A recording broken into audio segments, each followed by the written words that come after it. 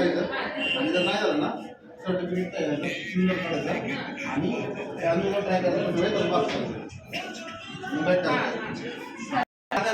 पहिला जय सियाराम. या ठिकाणी आज आपण 11 जानेवारी 2026 जीवनदान महाकुंभ रक्तदान शिबिर यासाठी या ठिकाणी उपस्थित आहे. हा जीवनदान महाकुंभ आपल्या जगद्गुरू रामानंदाचार्य नरेंद्राचार्यजी यांच्या प्रेरणेने दरवर्षी हे रक्तदान शिबिर आपल्या संप्रदायाच्या माध्यमातून राबवले जातात आणि त्याच माध्यमातून आज आपल्या इथे संत सावतामाळी मंदिर फलटण येथे हा रक्तदान शिबिर सोहळा म्हणजेच जीवनदान महाकुंभ 2026 सुरू आहे आणि रक्तदात्यांची अतिशय चांगला प्रतिसाद आपल्याला फलटण तालुक्यातून मिळत आहे. या पुढील माहिती आमचे सहकारी रोहितदादा सांगतील. जय सियाराम.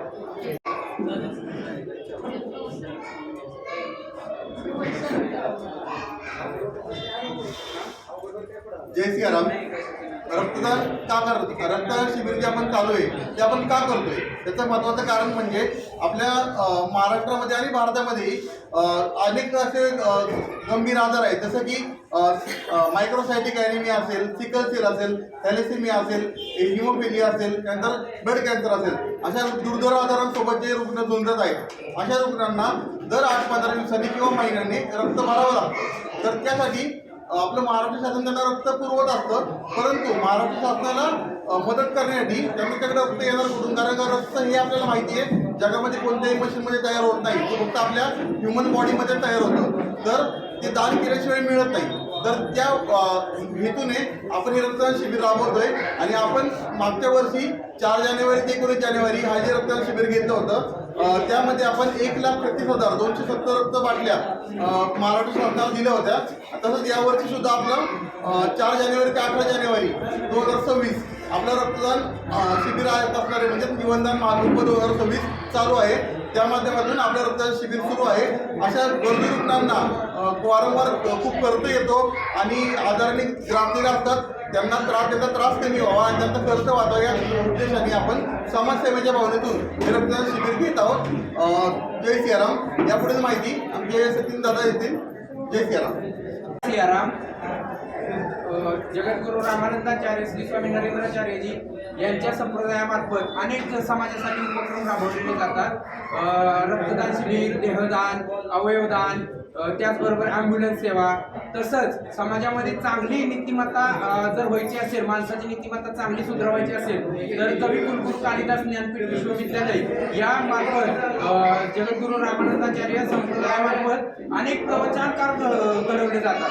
4 वर्षाचा कोर्सच्या मार्फत त्यांना समाजामध्ये कसं आपण राहिलं पाहिजे, समाजाची मानसिकता कशी बदलली पाहिजे, माणूस माणसामध्ये कसा राहिला पाहिजे किंवा वेगवेगळ्या संतांची महती सांगून माणूस माणसाप्रमाणे वागेल अशा पद्धतीचं शिक्षण हे प्रवचनकार विभागामध्ये शिकवलं जातं आणि आतापर्यंत हजारो प्रवचनकार या समाजामध्ये तयार करून या संप्रदायामार्फत तयार करून बाहेर पडलेले आहेत. आणि हे प्रवचनकार काय करतात तर माणसांमध्ये माणुसकी नावाचा धर्म जागृत करण्याचे एक काम करत असतात. अशा पद्धतीने उत्कृष्ट कार्य जगद्गुरू रामानंदाचार्य संप्रदायातर्फे चालू आहे. त्याचबरोबर इंग्लिश ही काळाची गरज आहे, त्यामुळं गोरगरीब मुलांना सुद्धा इंग्रजी माध्यमाचं शिक्षण घेता यावं म्हणून जगद्गुरू रामानंदाचार्य श्री स्वामी नरेंद्राचार्य शैक्षणिक इन्स्टिट्यूट CBSE बोर्डाचं जे इंग्लिश मीडियमचं स्कूल आहे श्री क्षेत्र नाणीजगावमध्ये, या ठिकाणी सर्व विनामूल्य खर्चासहित पहिली बालवाडी म्हणजे बालवाडी ते नर्सरी ते 12वी-13वी पर्यंत शिक्षण एकदम फ्री दिलं जातं.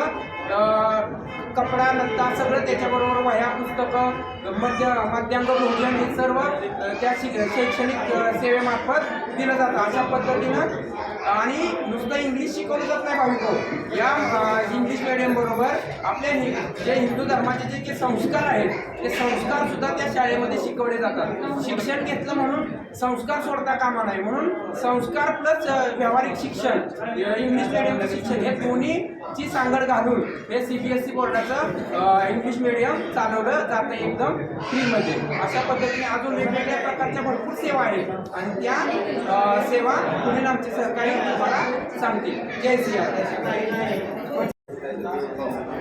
जय सियाराम. जगद्गुरू रामानंदाचार्य नरेंद्राचार्य यांच्या प्रेरणेतून आपल्या संस्थांतर्फे देहदान तसेच अवयवदान आणि तसेच मोफत ॲम्ब्युलन्स सेवा जय सियाराम.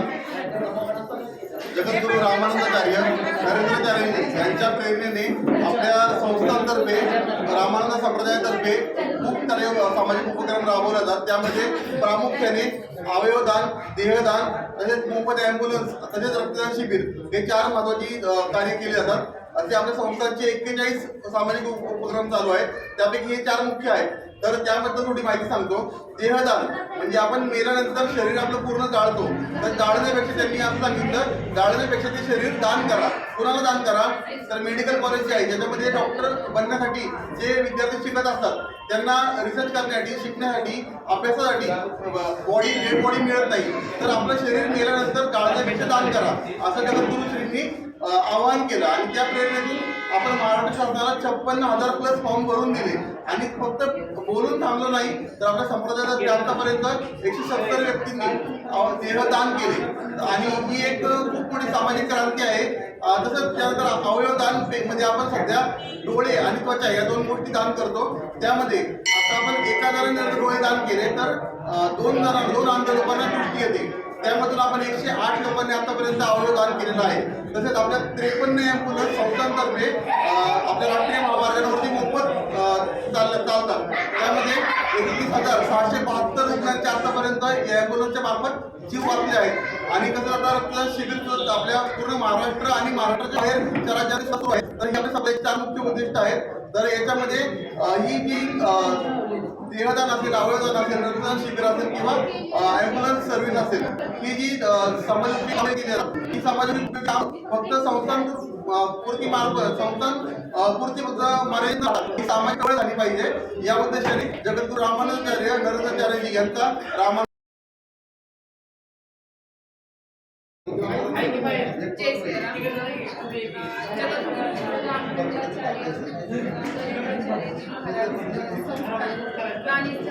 यांच्या प्रेरणेने म्हणजे समस्या मार्गदर्शन, त्यानंतर पादुका दर्शन सोहळा अशा कार्यक्रमांमध्ये दुर्बल घटक पुनर्वसन यासाठी घरघंटी वाटप, शेतकरी पंप, त्यानंतर शिलाई मशीन या सगळ्याचं वाटप केलं जातं.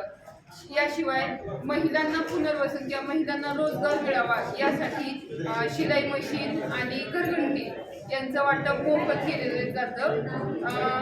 आणि म्हणजे संपूर्ण भारतामध्ये म्हणा पहिल्यांदा महिला पौरोहित्यासाठी संपूर्ण पौरोहित्य हे माऊलींनी सुरू केलेलं आहे. आणि त्यामध्ये महिला सुद्धा पौरोहित्य त्यांची उपजीविका जातं. शिवाय तिथं राहण्याची संपूर्ण ठिकाण आहे हे म्हणजे